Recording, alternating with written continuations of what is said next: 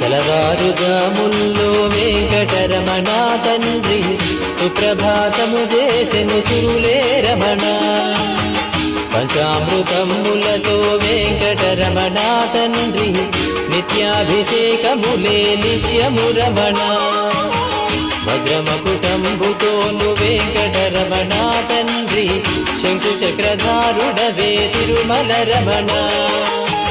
మూడు నామాలతోను వెంకటరమణ తండ్రి ముల్లోకములు ఏడడి మూర్తి విరమణ.